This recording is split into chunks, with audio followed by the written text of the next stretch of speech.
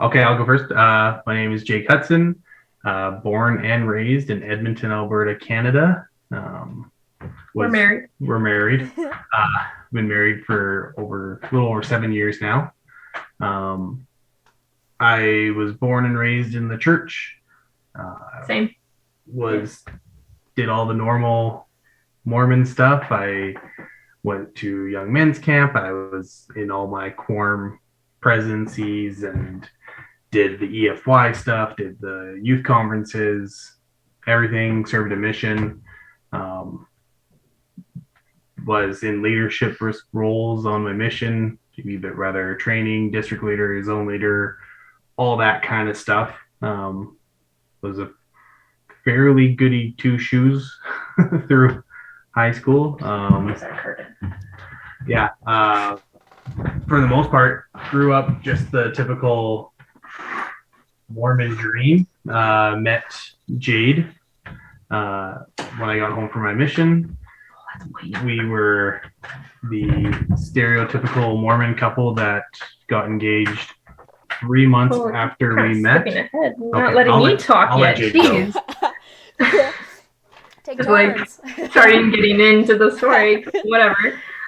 Yeah. So my name's Jade. I was also born and raised Mormon. So I actually my lineage tracks back to John Taylor, the third president of the church. So I always felt very elite in that. And yeah, I was super active in my wards. Typically, I went through all the programs. I did my young women's recognition thing. Like I did it like twice. You did it twice? Yeah, I did it like the first time when I was like 13. I finished it, and then I did it again when they added virtue in. Okay. I like that. I think that sets the tone of like how in you were. Yeah. How in I was. I did have some rebellious periods in my youth, like kind of more when I was like 16, 17.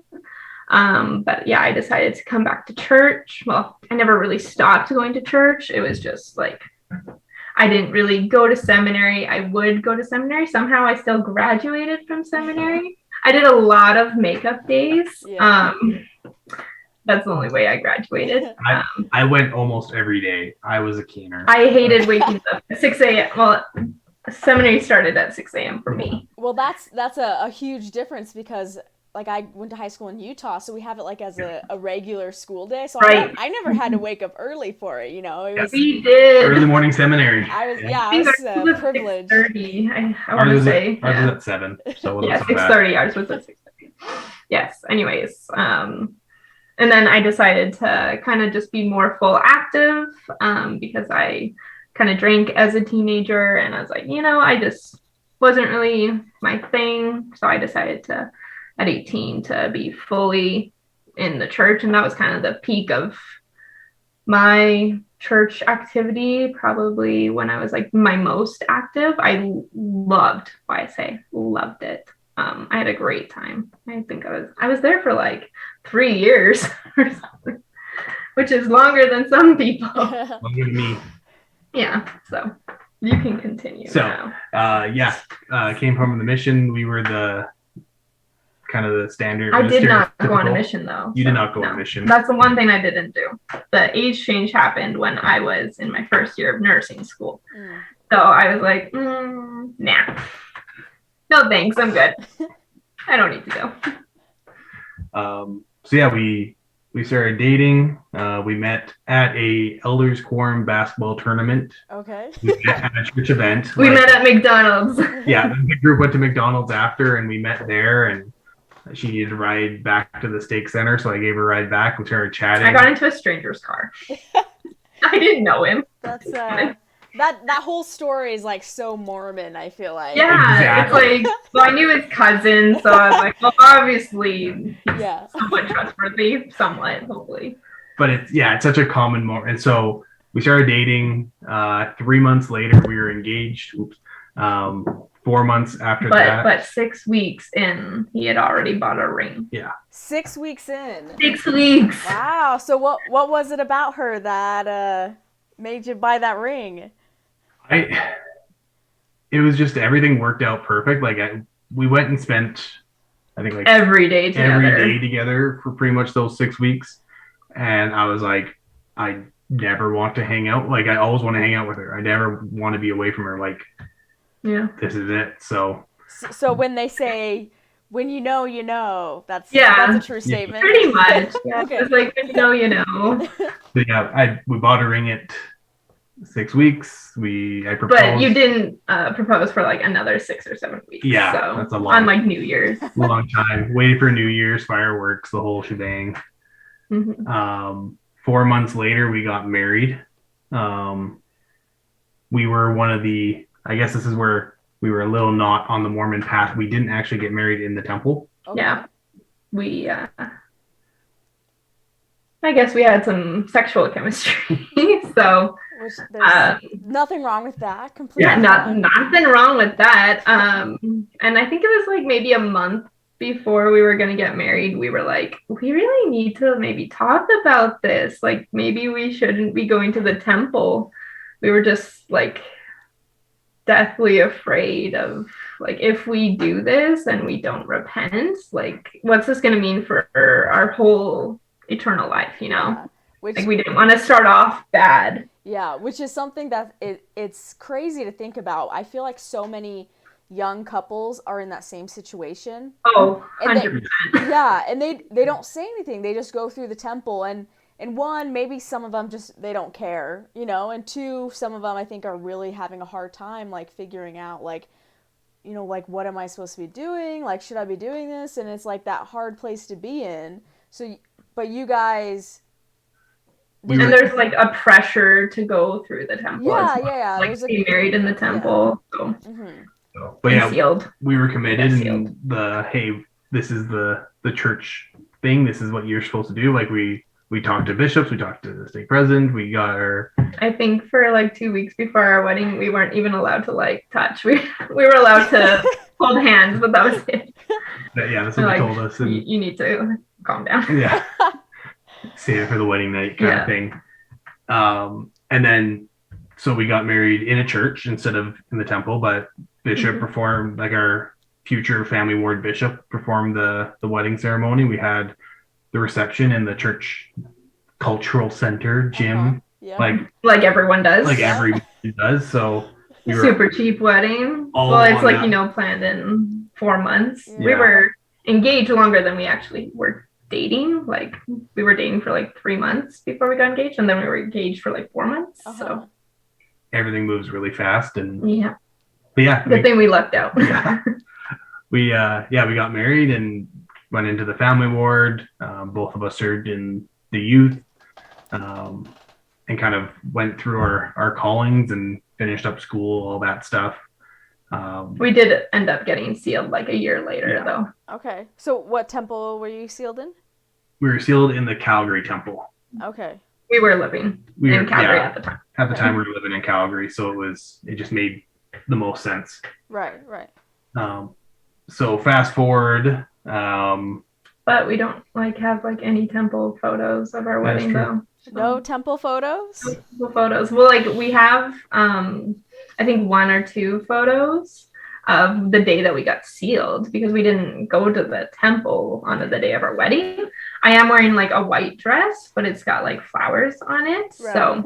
So do you feel like the decision to get sealed in the temple, do you feel that, looking back, was that more pressurized, or was that something you guys actually wanted to do? It's something we wanted to do. Yeah. Yeah, we still wanted to. It was more just we didn't want to make the mistake of going to the temple unworthily. We didn't want that to affect. Okay. We're it might be embarrassing now, but later on, after we're dead in eternities, it's going to be worth it. It's going to be fine. Right. The perspective. The eternal perspective of it. Okay. We're no, it's not worth it. But do you guys feel like there was embarrassment or shame at all for not getting sealed at first in the temple? Yeah, there was. Yeah. There was, well, because our dates on the records are different, like for marriage and for sealing, and like you can tell that I was endowed after we were married. So, and it wasn't like the year later or something. Like it was, yeah. But anyway. Yeah. Where do you think that shame was coming from? Like your family or friends? I don't think it was so much like family and friends were all pretty accepting and understanding. Uh-huh. It was other ward members, kind of like It was the Okay. kind of people who that didn't know us. Yeah, Yet. you kind of know, but you don't really know in the ward. Okay. So They're kind of that. Oh, I think there was maybe a little bit on the wedding day where it was like, well, why aren't they in the Yeah. temple? And it's kind of the speculation of right. So Yeah. what did they do that they're not in the temple? right. So if maybe But it was a great day though. yeah. It was. If we say like maybe the culture, would you guys say that's what it really maybe the shame came from was the culture? Yeah. Yeah. Oh yeah. For Okay. sure. Okay, I like that. I'm gonna write that down. Culture. Okay. So you guys got sealed in the temple, and you guys were still like 100% in the church until what point after that? It was about. Well, I guess we can start getting into that now. yeah. You hear about the shelf, like people, you hear things in church history, and you kind of just put it on the shelf. I'm not going to worry about that. I heard a lot of stuff on my mission from people. Well, did you know your church did this or your church did that or Right. and some of it I was kind of like, okay, yeah, whatever. That's in the past. It doesn't really matter. But I just kind of put it on the shelf and just waited. For me, I kind of started having more questions and really started thinking about stuff. I got called. When was it? In 2019. We made notes so it'd be easier. Yeah. I got called to be executive secretary in our ward. So I got moved out of the young men into the kind of bishopric-y role. So I was talking to the bishop a lot. I was attending ward councils, bishopric meetings, things like that, and kind of seeing the more business side of how the ward ran and how callings are issued, how budgets are set, who's getting help, who's not getting help, financial aid, food aid, things like that. That's very interesting. So when you say who's getting financial aid and who's not getting financial aid, like how do they decide who does and who doesn't? It's part of it. You do a gut check. Is some of it. Some of it is, are they doing things to help themselves? Are they working on being self-reliant? Are they looking for a job? Are they doing volunteer work around the church? Like we knew people that we'd give food help to if they came and weeded the garden at the church for an hour. Right. They're getting hundreds of dollars of food, but it's like come and do something. Show that you're willing to do something. Okay.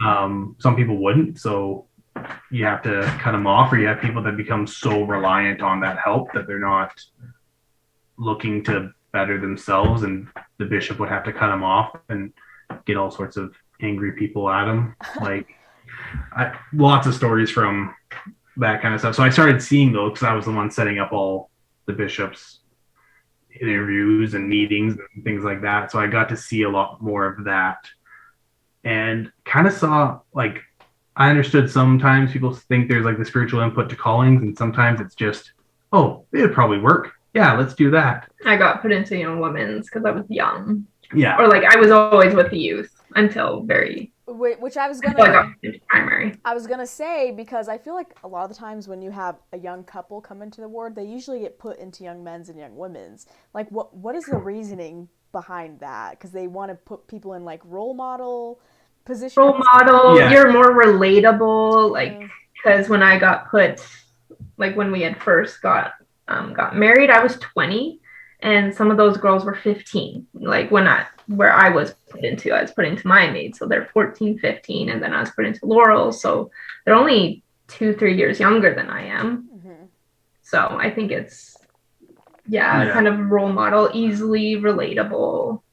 Yeah, same with me. I was the RM, I was in university, like I'm all the boxes that they kind of want you to check when you get through young men's, and so it was the hey, let's put Brother Hudson in because we can get all the teachers and deacons and priests all excited. He's young. He's doing everything he's supposed to. Being in the church is cool. Like that kind of thing. Yeah, yeah. I totally relate to that. I feel like when I was in like young women's and like a young person would get called into young women's, Oh, it, yeah. it would almost be like the word would like gasp almost like, Yeah. oh my goodness, like she's going into young women's, kind of a thing, which is, Yeah. it's ridiculous, but And yeah, that's how it was. Every ward we went to was. Oh, yeah. It's like, yeah, you get to go in the youth, and so that's how I spent the first 5 years of being married in the church was with young We men. were both with you. Yeah. yeah. So yeah, It was nice. it was a lot of fun. Like I liked it a lot more than being executive secretary. That was a lot more meetings, and Yeah. But yeah, when you went to executive secretary, and he was pretty young too, like you were 27, 28, Yeah. something like that. And so you felt pretty special. I did. There was a bit of I let it go to my head a little bit. I was a little ego, like, oh yeah, I got an important role, and high profile calling, pretty young. so, but yeah, so I started seeing more stuff going on in the background, and kind of being like, there's kind of some weird stuff here, and you kind of hear I got to hear a little bit more about people's concerns with tithing or concerns with other areas of the church, and I was kind of like, oh, okay, and put it on the shelf. Like it's kind of there, it's kind of weighing you down, but I'll deal with it later. I'll figure it out down the road. I was executive secretary for about a year or so. We actually started liking our ward. Yeah, I started liking our ward. It was getting better. Because we had moved. Yeah. COVID hit. So my calling changed drastically because we weren't meeting in ward buildings anymore. In Canada, we did a lot more lockdowns than the States ever did. Uh-huh. Pretty much. Like in Alberta, we were the least lax. Like we were the most relaxed province in Canada. That's what I meant. But we would have had more restrictions than New York or California or stuff like that. New York. Really? So we were full, like, it was isolation. Super isolation. Could only go to like the grocery store. So yeah. And to work if you were essential. Yeah, essential grocery stores, hospitals. Yeah. So this is besides the point, but you guys are in Canada right now. Yeah. Yeah. That's amazing. Like I honestly wish I lived in Canada because I feel like America's like a joke. Like it's chaos crazy. right now. It is. Yeah. We could go on a tangent, but yes, we won't go on a tangent. We very much okay, like it. just side note. Okay. Jump back. Yes, side note. And when COVID hit, we had our baby girl, like our daughter. So that was kind of even more isolation because I had just had a new baby and I dealt with anxiety and some depression and just I was completely cooped up at home. I couldn't even go see friends or barely even people could come over and visit me. Like I think we had my mom come visit your mom, like very immediate family to help us. But it was very isolating. That's like crazy. I could not imagine like having a child during that time. So yeah, it was like 2 weeks after the lockdown started is when we went to the hospital. The Merge was like a ghost town. Yeah, there's no one in the Merge, which was kind of nice. We walked right in and it was easy getting care and stuff, but everyone was still trying to get their head wrapped around what COVID was and but yeah, not going to church, like we really liked it. It was really nice. Like even though it was only 2 hours at the time, it was really nice to not go to church every week, especially when he had this high demand calling. Right. Yeah, so you guys had more time together. Yeah. Yeah. For a bit. And I didn't have to worry about Scout going to church and maybe picking up something like COVID or So it was nice for a bit. And then shortly, a couple months into COVID, I actually got called into the bishopric. So I was first counselor in the bishopric. Okay. Which then meant I was doing a lot more on Sundays because we had like 6 hours of church. Meetings beforehand, interviews after. So for the first bit, tithing settlements. Yeah. Or not settlements, but like taking tithing to the bank. All those kind of things. So at the beginning it wasn't so bad because we were still doing a lot of virtual church, and so I was doing or ward council on the couch in my house, like holding my daughter. Like it was okay. Like it wasn't so bad. And then as we started, but then summer hit. We our restrictions, eased up a bit, and we did go back to church. But like there was like 20 people at the time. We were still doing Zoom church, but I had to go for all the meetings. I was going in, and that's when I started kind of having a little bit of issues with the amount of time that being in the bishopric especially like the pressure on a young family. Yeah, right. On Sundays because you would be gone for 6 hours. Yeah. Can I ask, if you don't want to answer this, you don't have to, but were you getting paid or compensated for your time at all? Not at all? Okay. That's part of the lay ministry in the lower levels of the churches. There's no financial compensation. It was on Sundays I go in usually about 6 a.m, go have all my meetings, usually get home around 12, 1 o'clock ish, and then I'd be exhausted because I had to get up at 5 a.m. to get ready for church stuff. And so I take a nap and then for an hour or so, and then I only get I just got a little note saying our meeting is going to end in 10 minutes. I see it. We might have to call back in and re-record and patch things together. We'll just keep going. But yeah, so what do you want to do? We'll keep going in for the time being. Okay. So yeah, I'm doing all this time in church, and then I'd have meetings or kind of mutual helping out with the youth still on Tuesday nights, and I was doing interviews and things on Thursday nights. It was practically like a part-time job. Yeah. Doing about 12 to 18 hours of church a week, which is demanding when I'm already working full time and I'm already trying to make time to spend with my family. And so I started having a bit of an whenever issue. Like a call or a text come in, like you have to deal with it. And so it's like you were also stuff at home. And you had a newborn baby, right? You want to spend time with that baby. And so I talked to my parents about it, being like, for a church that's all about family, I don't get to see my family. I'm either working or doing church or sleeping. And that's how I feel and what I'm doing with my days. Yeah, because when on Sunday, when he'd get home from church, he would need to take a nap because he was just exhausted. That's so and funny. So like, I want you to spend time with me or take this baby because I'm exhausted. It's funny because that's my dad's schedule. My dad's in the bishopric right now. He comes home every Sunday from church or his meetings and he takes a nap. It's like that is you do not interrupt dad while he is napping on Sunday. Yeah. That's the rule. and that's how it is, and we kind of realized that he was going to be in high callings from then on. Like, once you're in the bishopric, you're going to be bishop and you're going to be, like, ward. What's the word? It's not. High council. High council. You're going to be ward mission leader, stake president. You're just going to always have these high callings. I just was like, oh, already. Yeah, I was 28 in a bishopric. I don't want to be a bishop's wife. Yeah, you're going to be in those roles for a while. So. Yeah, which is another very interesting thing because I think it is expected if you are so young going into the bishopric, you are going to have higher and higher callings as your life goes on. Which is so crazy because if you were still in the church now, like, where would you be? You could have made it all the way to... He would probably be bishop now. Yeah, like it's crazy.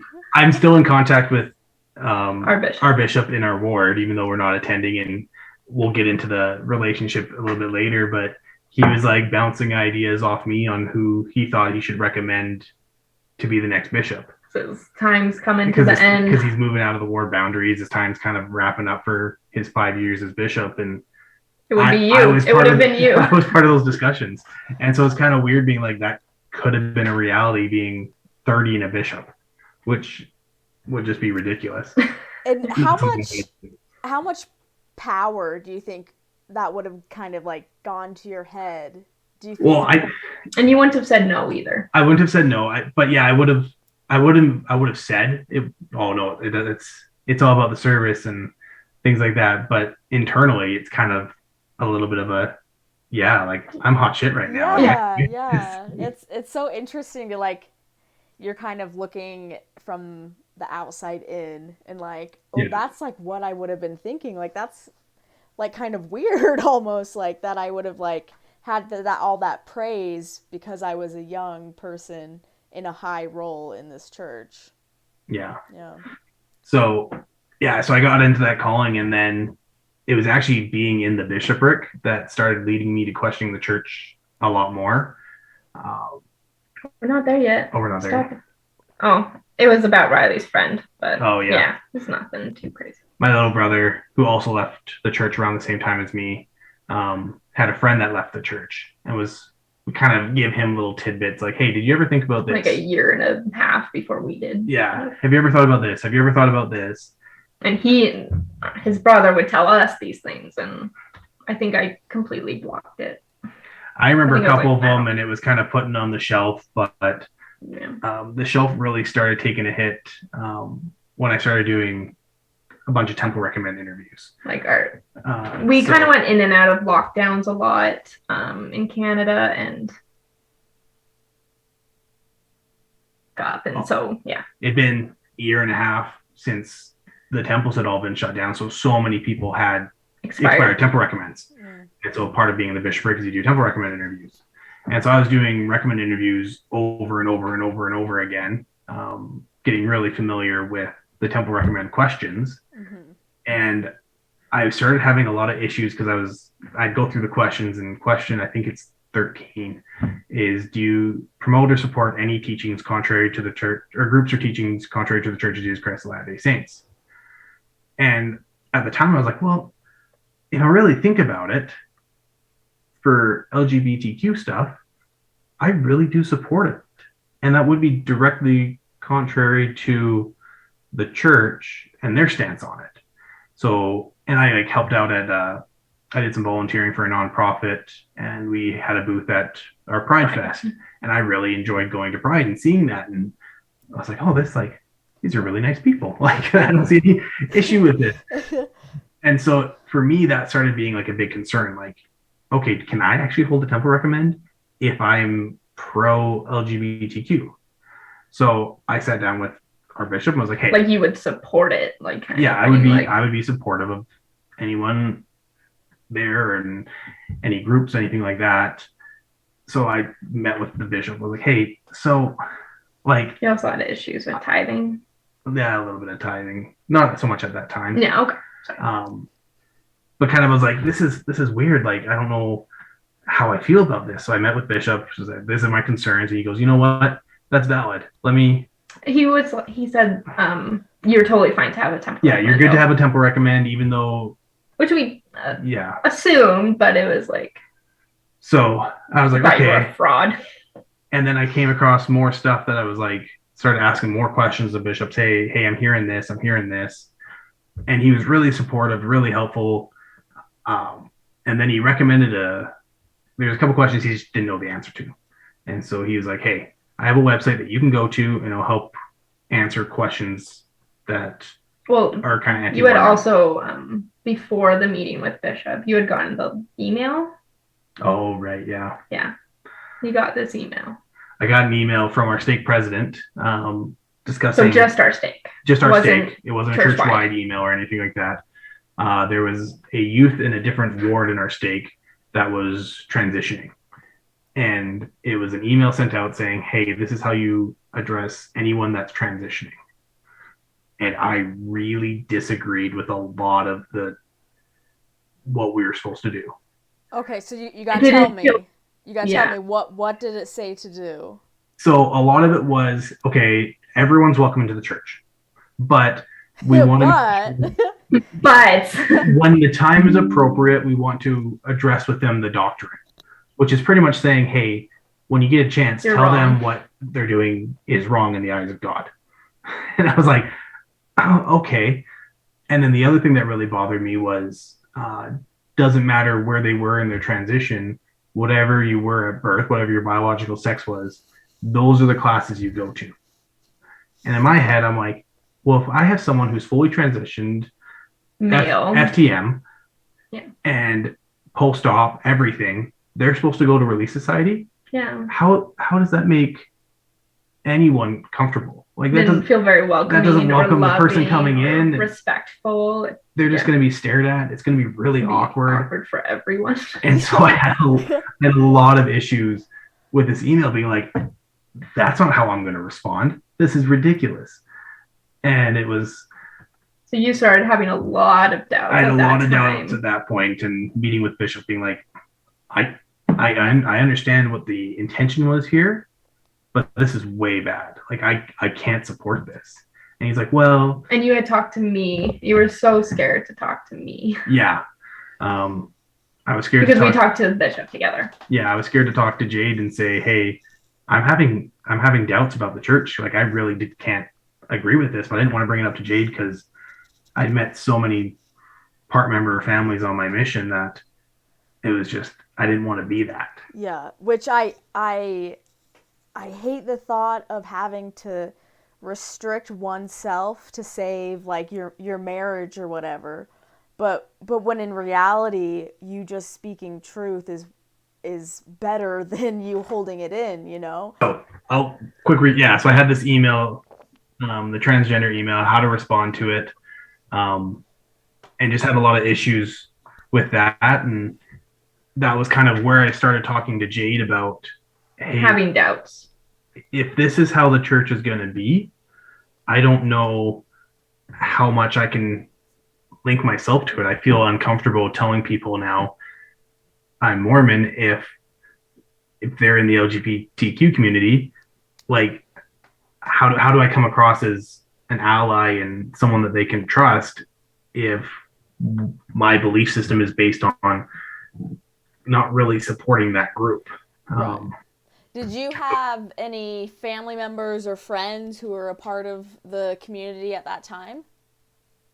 Kind of like I have friends, associates, friends, not like anyone really close, not any really close family members. I was just, in my mind, it's you love everyone and it doesn't really matter what other people really choose. Affect you. Yeah.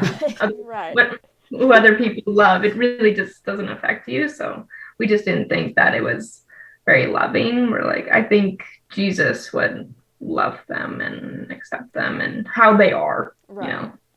So were you scared and nervous to talk to Jade about that at first? I was incredibly nervous. I was scared that he didn't know I was having doubts either. I didn't know Jade was having doubts, and I was scared that she's going to leave me because I'm not going to give her this eternal family that she wants. We have her daughter that she's now going to be raised in this house with one parent going to church and one parent maybe not. Like I was jumping to all these conclusions and so worried, like, how is she going to react? Like, I don't like, because I could have reacted poorly. Yeah. I love my life. I love my wife. I love my kid. I don't want to risk all this, but I also don't want to you can't just hold be it halfway. Yeah. Especially in the role that I was in. I can't be kind of a halfway member and be in the bishopric. I feel like that was just being not true to myself. And so it was, I don't even remember how I worded it, but I kind of was like, hey, I'm kind of starting maybe to have some questions about the church, like as low key as like, like not, I'm leaving, like, which wasn't on your mind at all. Wasn't on my mind at all, but hey, like I'm having some issues with the church right now.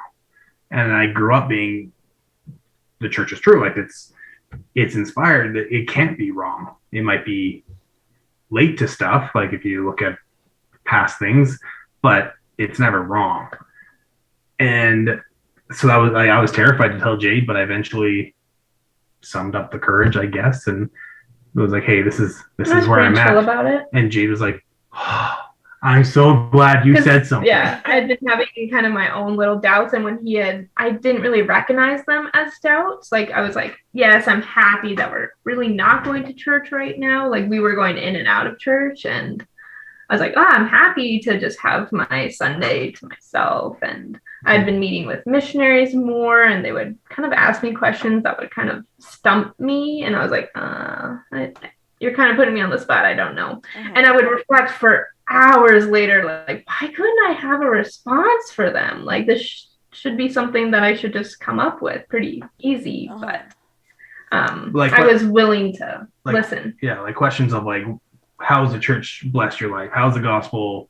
Where would your life be without the Book of Mormon? Those kind of questions are kind of ones. Yeah, stumping like how is the Book of Mormon like helpful in your daily life? And I was like, well, right now, I was like, I don't know. Like, So do you think there's some kind of correlation with there being COVID and church is at home and people realize how much they like enjoy their lives without Yeah. church, kind of a thing?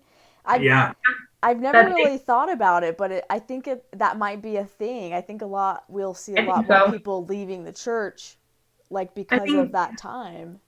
I think people Yeah. realized that they could be happy without going to church every Sunday, that they were good people, Yeah. that they still had good morals. Like for me, I was still spiritual. I was still growing. Yeah. So yeah, we talked to I think it took people out Yeah. of the habit of church. Yeah. And, yeah. So we talked to our bishop and said, hey, we're having concerns, but like we want to get them kind of figured out. And our bishop at the time was like, yeah, no, you need to settle your concerns. And this is an important time for you guys because either you're going to be all the way in or all the way out. So you're not going to sit on the fence any Yeah. much longer. You're going to make a decision. So let's help you make your decision. And he was very supportive. I have a lot of like, it's kind of funny because I've heard terrible stories of people having incidences with their church leaders when they were leaving the church. And it was definitely not what we had. Our bishop Our was bishop was amazing. fantastic. It's because you guys Yeah. are in Canada.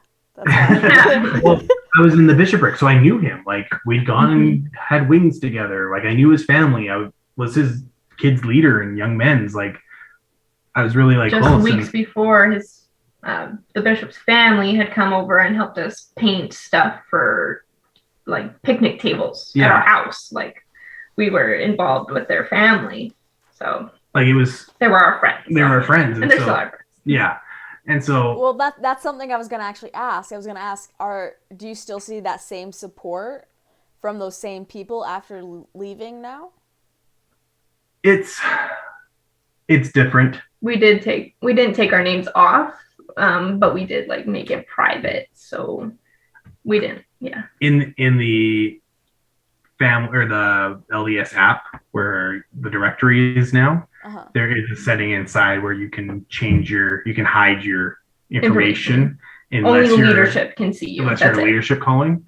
I only knew this because I was in a leadership calling and those names popped up orange. And so once we left, I was like, we are going to get bugged a lot less if we do this. And so we hit our records. That's interesting. I've never heard that before.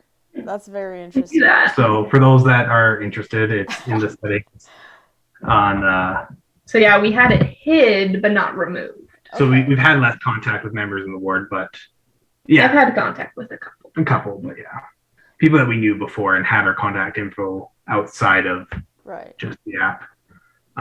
But yeah, so our bishop was like, hey, to help you figure out your questions, I'm going to recommend a website to you called fairmormon.com.org, something like that. Something like that. And it's a you search Fair Mormon, it will pop up. It's a Mormon apologist site. So pretty much they take all anti-questions and come up literally any question. with an answer for it. A faithful answer. A faith promoting answer. But Because that's what it stands for. Fair, the F stands for faithful something. Yeah. But I'm pretty sure the F stands for faithful. yeah. So the problem was I get introduced to this site to help address my issues with LGBTQ and tithing, Uh-huh. and it opens the floodgates of why are there so many questions that need There's answers. A lot. And so I'm going through and I'm like, oh, I didn't know about this. I didn't know about this. And I'm Right. lifelong in the church, active, went to seminary, went on a mission, and there are things I'm finding out that I didn't know this about Yeah. church history. Or it was given like told to us as anti like Mormon stuff, and it was like, and it's not true. It's people trying to like destroy the church or. But the apologetics were like, oh, it is true, but this is how it's faithful, or like this is how you can reconcile it. Right. And so that opened a whole new floodgate. And I was like, I don't know if I can trust the church for all the answers now, which was a first for me. Was the church isn't being 100% honest with me. Mm-hmm. And as we looked through together, we're looking at things like, I need to learn more about this, and I can't from the church because we did look at church stuff too. We tried finding answers in church sites, but it wasn't there, and so we started looking at the anti-Mormon stuff because I wanted answers. And with my university, I got a degree in political science. And so a lot of what I did in school when I did research on papers and projects was I look at, okay, what's the very liberal viewpoint, what's the very conservative viewpoint, and what's the middle? You got to find everyone's take so you understand what the real issue is. Yeah.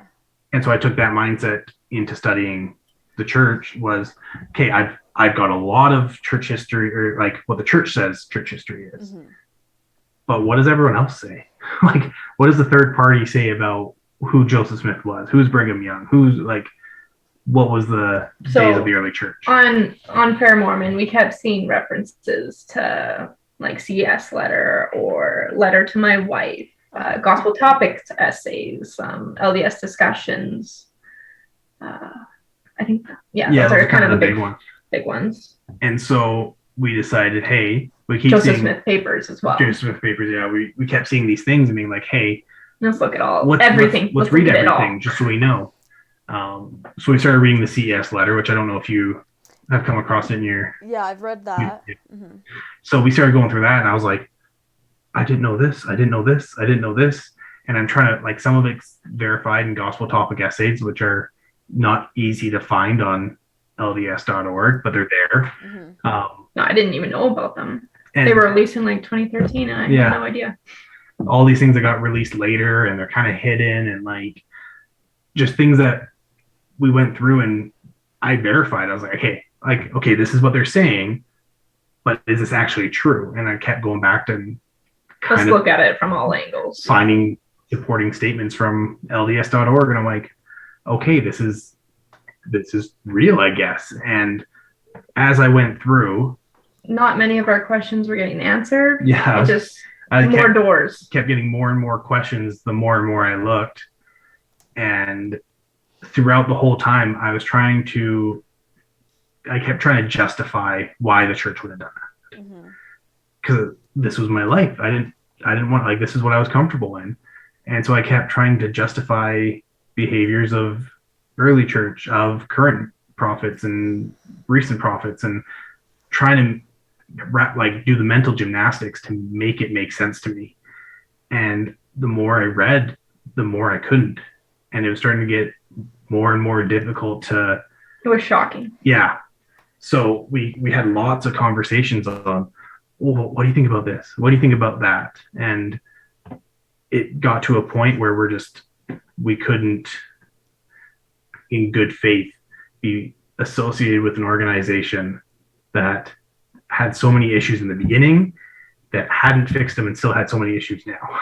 Yeah, I love... it's all hid.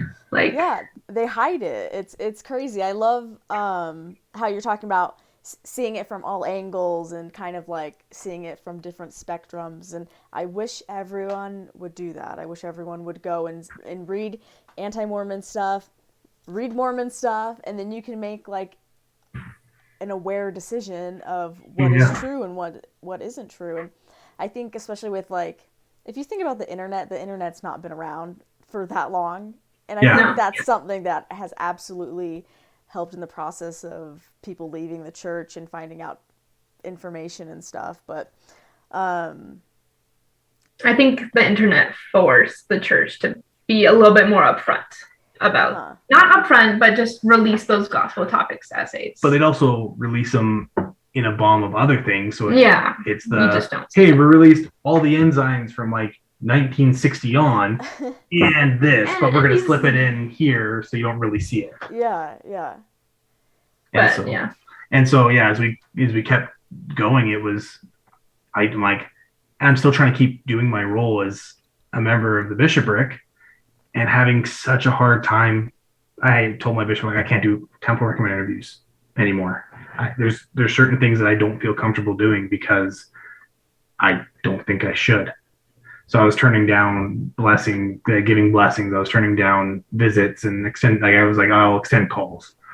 Like, that's pretty easy, basic. Hey, do this thing. But I'm not setting them apart. I'm not doing those things because I'm struggling with so much stuff right now that I don't think I'd be genuine in doing that.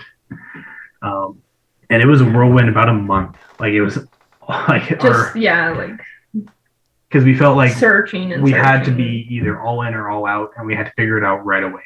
Because if I was going to be all in and be in the bishopric, I was going to be all in. Mm-hmm. But if I wasn't, I'm not going to do a half-assed job of being in the bishopric. It was hours and hours of reading all these different things and watching YouTube videos and of people who just use just church approved sources. And it's like, and kind of just checking for yourself. And it was a whirlwind of a month. Yeah. And then, because we had both been having doubts for months before that, but it was just a month of just being slammed with information. And at the end of the month, we came to the decision together that, you know what, we need to step away. How long we step away, we'll see. But for the time right now, we need to step away. So it was just too much. Talked to my bishop and said, hey, you need to find a new first counselor because I can't do this. And he goes, okay, yeah, you do know that you got to be released by the stake president. Do you want to set up a meeting with him? It's like, sure, I'll set up a meeting with the stake president. So we went down to the stake center, had a meeting with the stake president who, like, I knew growing up. He's worked with my mom in roles before. And so go in and say, hey, this is what's going on with us. This is where we're at. And he was like, yeah, makes sense.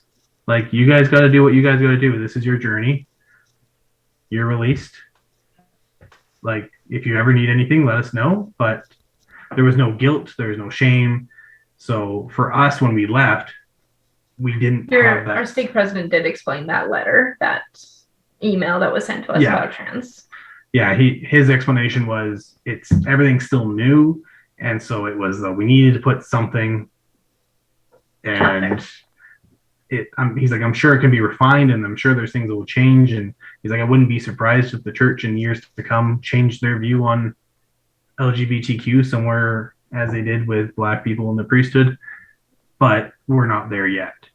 And I kind of just had an issue with that, being like, well, if we're true and inspired and have that conduit to heaven, why are we not leading social change? Why are we leading social change? Why are we always following last? Right. Yeah. I am glad to hear that you guys had a peaceful exit, though. That sounds like that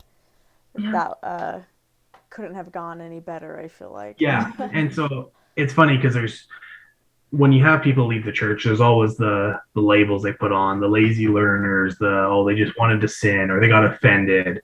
And for us, none of those things. We were never offended by anyone. Like, everyone was fantastic. We studied more scripture. We didn't care to sin. Yeah. It was like, we've gone this long without it. It's like, we don't care about a cup of coffee. We don't care. It's like, we weren't going to give up eternal salvation for a cup of coffee. Like, and he took time. Yeah, it's funny because I feel like when I left the church, I feel like people kind of thought, oh, she's just doing this rash decision. But I literally thought about my eternal salvation for years before I left, because I want to be with my family forever. I want to enjoy exaltation. And so people see me giving that up because I like women, like I want to drink alcohol or whatever it is I want to do, and that's absolutely not the case, you know? It's absurd. Yeah. No. And we have our daughter, and we were thinking, okay, like if we leave the church, now she's like we're pulling her out too, but it was also, do I feel comfortable teaching my daughter what the church teaches us to, or tells us to teach? But I couldn't, like, in good conscience be like, yeah, this is what our daughter's name is, Scout. How do I tell Scout, okay, yeah, this is how you're supposed to, like, we love everyone, but gay people don't go to heaven. Right. Like, it's a hard thing to, like, wrap my head around, and you can't do this. And we had lots of chats about purity culture inside the church. And with having a daughter, it's like, I don't want her to do, like, I don't want her to worry about that and have that shame and that guilt for being 16 and wanting to have sex, because that's how you're wired at 16. That's all you can think about. I know, it's crazy. Can't go to heaven. Yeah, they just can't. They just can't have a fulfilling, loving relationship with someone of the same sex. Yeah. So yeah, we left. We told our families. We had varying levels of support from our families, and some were really good, some were a little more difficult. In my family, it was a little bit easier because my brother was leaving at the same time, and his wife, and so it kind of became a little bit of it wasn't just us. Mm-hmm. It was kind of splitting the family down the middle. This half is now leaving the church, and this half is still staying active. Your family was a little bit different. Yeah, they were. So, a little bit disappointed, a little bit I don't know how to describe it.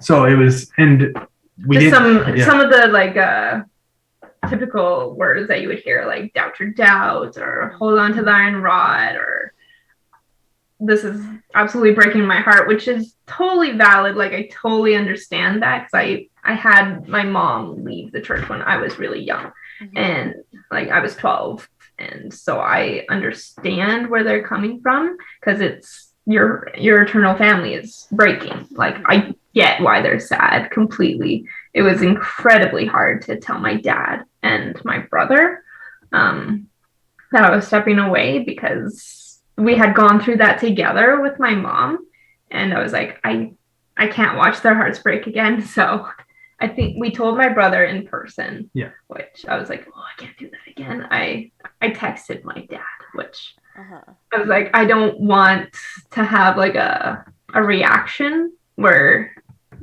I see him cry. I was like, no, I can't watch his heart break. Like, I love him so much. Have you talked to your dad in person about it since then, or not too much? Well, like a month after we had told him, we went to a homecoming, like a mission homecoming, of my little sister's then boyfriend. And nothing was really said or anything. Like, it hasn't really been discussed since. It's so hard. Just, I don't think people who are not in the church understand how hard that is, because you're literally like tearing your family apart, and it's painful and it's sad, and like it's a hard thing, and it's hard to like talk to, like, continue the conversation after that's once it's been said, you know? Mm-hmm. And it's hard to tell people who haven't grown up in a high demand religion. Like, I talk to people at work, and because now it's okay, they're like, oh, cool, you left. You left. You drink now. Like, this is awesome. They don't. Yeah, they don't understand. Like, they don't understand what a faith crisis feels like. This is months and months of just like, am I doing the right thing? Self-doubting. Even after we left, it was, your whole world's just turned upside down. Yeah.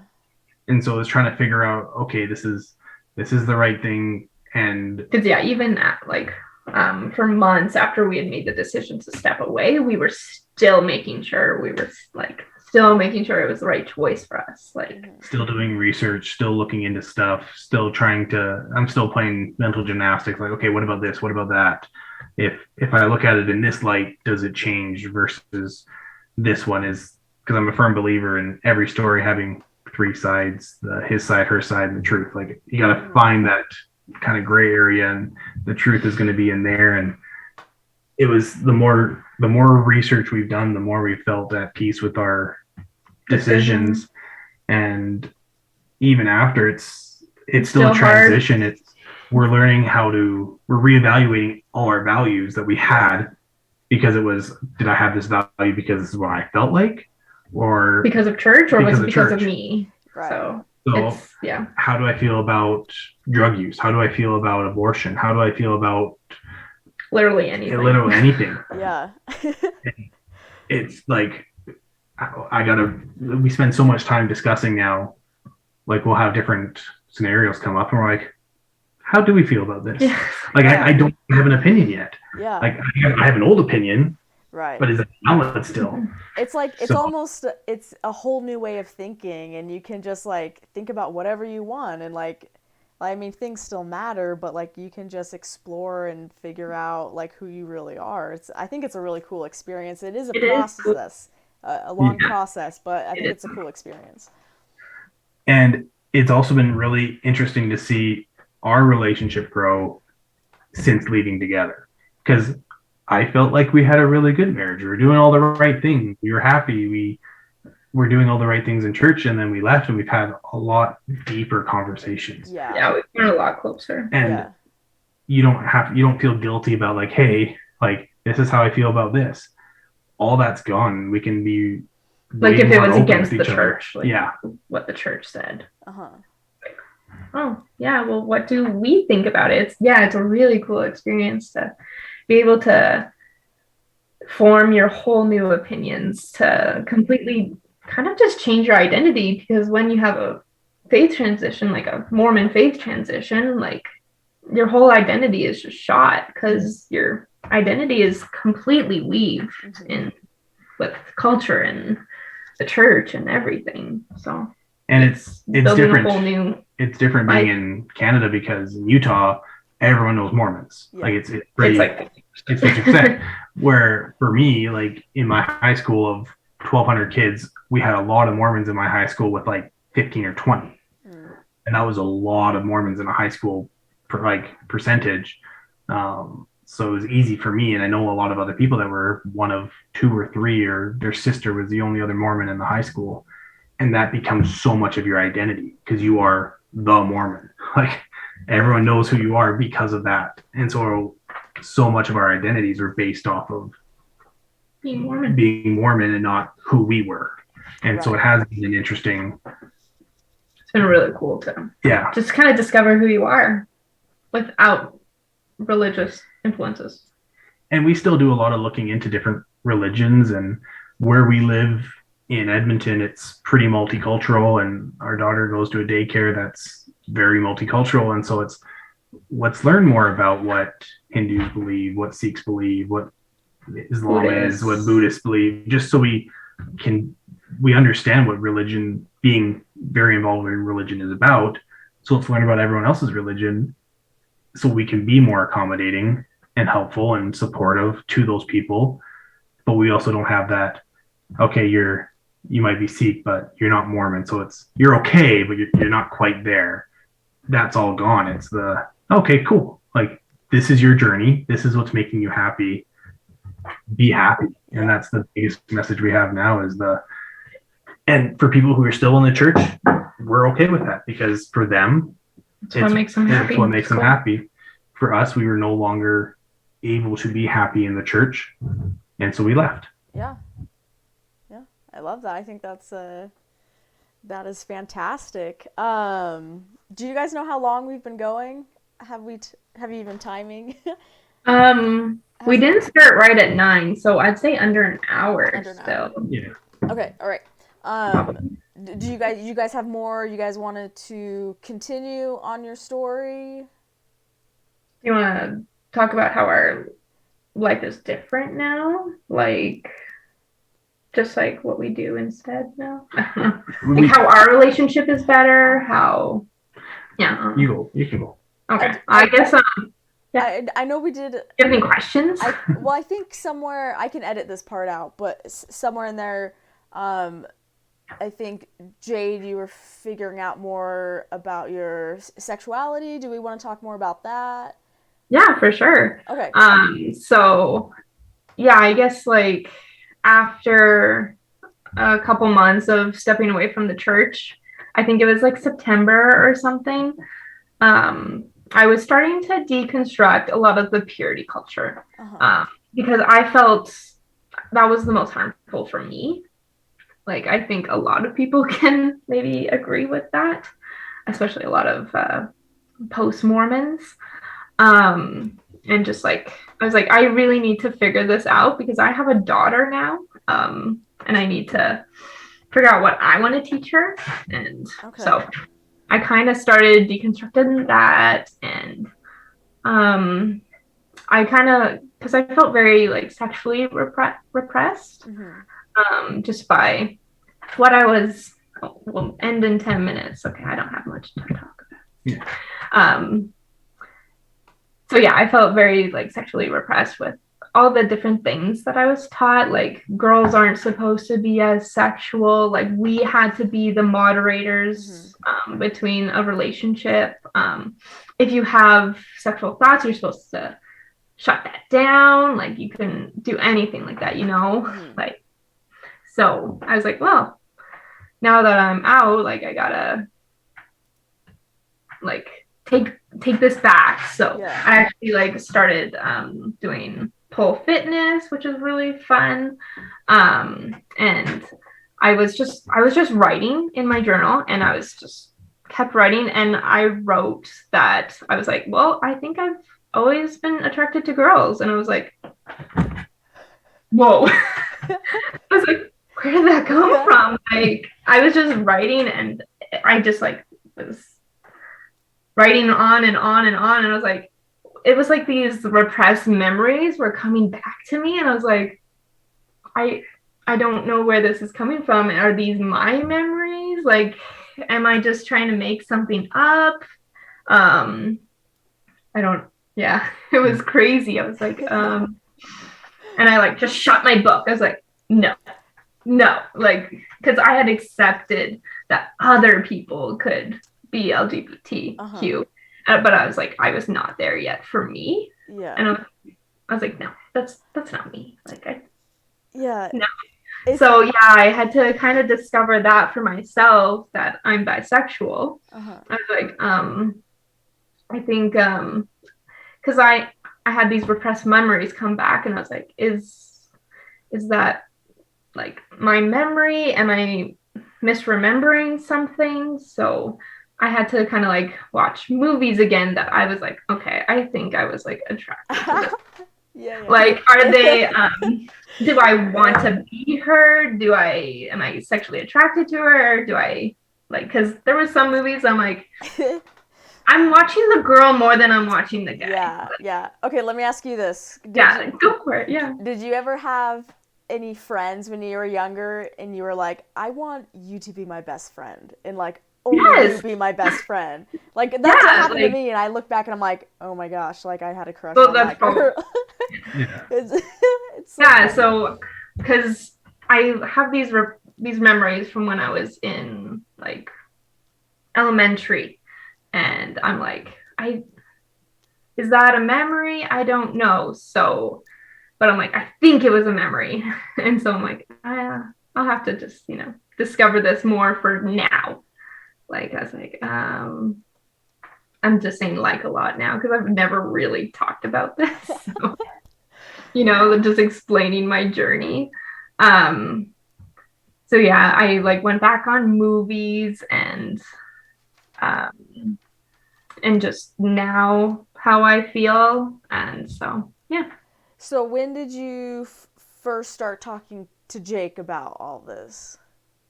Oh, and I also downloaded TikTok.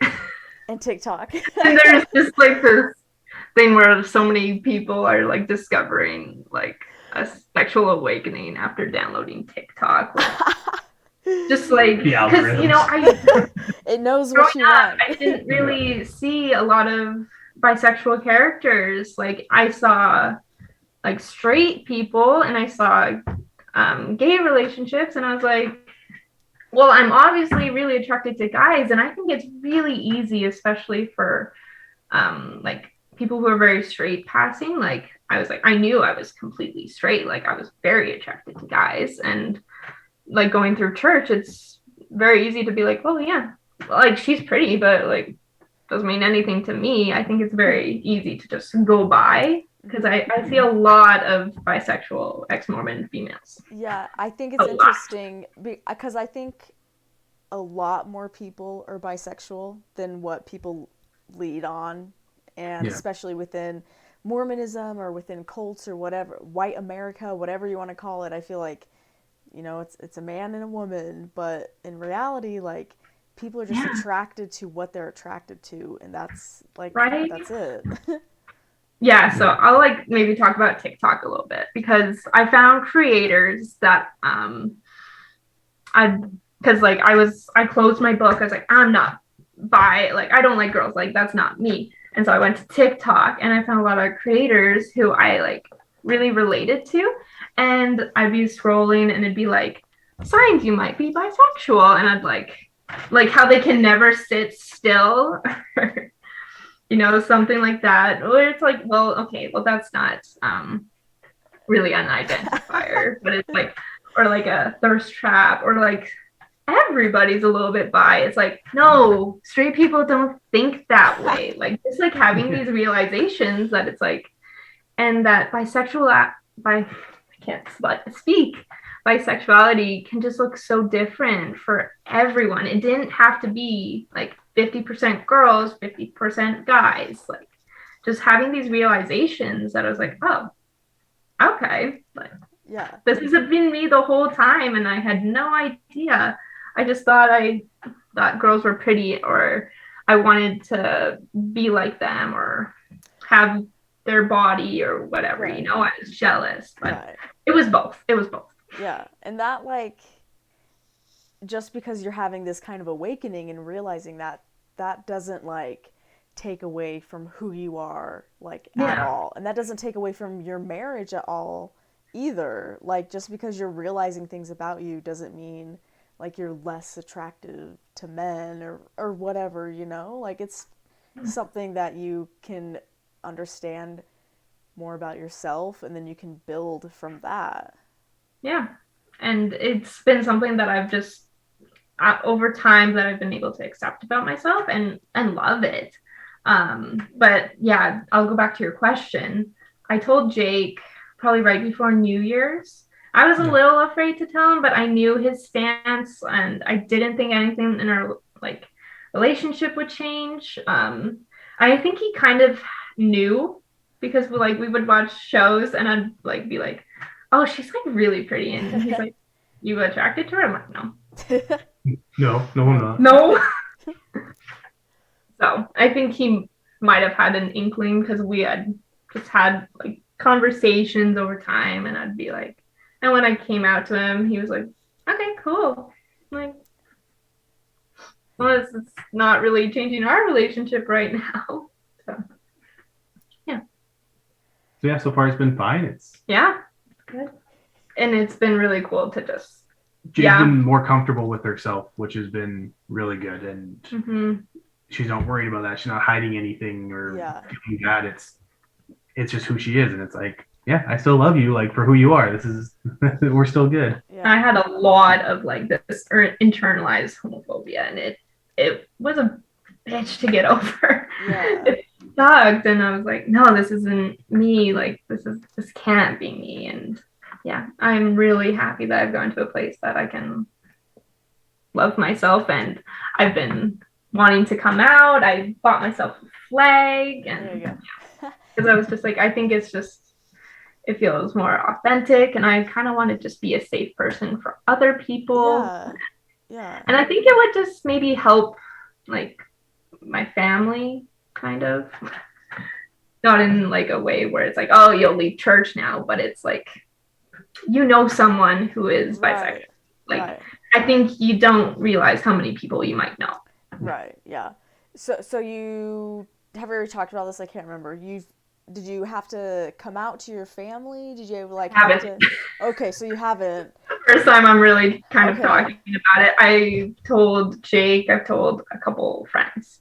Okay. And I told his brother and our sister-in-law. Okay. Are you nervous about their reaction, or you just don't care? You're nervous? Yeah, I'm a little nervous, but I'm kind of to the part where it's like, this is me. Like, if you don't want to accept it, then hit the road.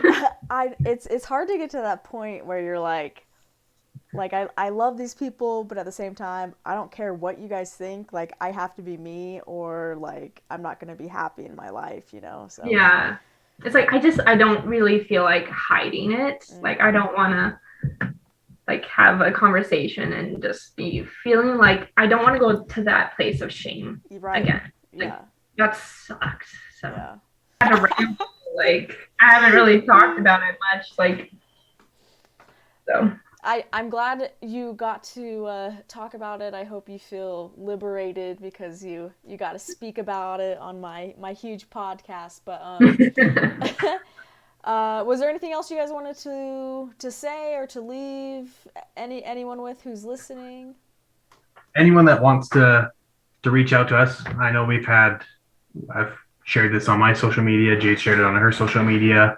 Yeah, we had like the anonymous text trend that's going on Instagram right now, and we kind of like came out to the world that we're no longer going to church. Did you get a good response of people? Yes. Really? Wow. There's a lot of people. There was a lot of people who wrote in. That's cool. And then I had a lot of people like write in after, just being like, "Oh, I've left too," or it's like, yeah, that's really cool. Or people that are still active saying, "How can we be better supportive of those that have left? How do we bridge that gap where they don't want to come off as judgy, they want to maintain friendships, but they want to know how to tread the water." And anyone that wants to talk to us, we're really open about our journey. We don't ever want to bash or say, like, I'm never gonna try to make someone leave. If someone is genuinely curious in some of the things that we found, we'll talk to them about it. We have no issue with that. Right. But our first goal isn't to go out and hurt someone's way of life. If the church is good for you, that's awesome. We want people to be happy and comfortable in whatever they're doing. Yeah. If they do have doubts and they want to discuss them, we're more than happy to have people reach out and talk to us and get our take, or go get a coffee or a hot chocolate or whatever it is to discuss that. Yeah. Okay. But yeah. And if anyone has any questions for me about my sexuality, you can just ask. Because I was a bit of a fumbled mess, but that's okay. Yes. yes, you were a bit of a fumbling mess. No. You both did fantastic. This was awesome. I think, I brought my flag out. Yay! We got the flag. I love it. That's a screenshot she's gonna use. Yeah, that will be my screenshot. No. Okay, so I think Thank you for having us. Yeah. Yeah, I'm very happy that we did this. It might be, I don't know how much time we ended with. It might be a little over an hour, but I think we did good on time. So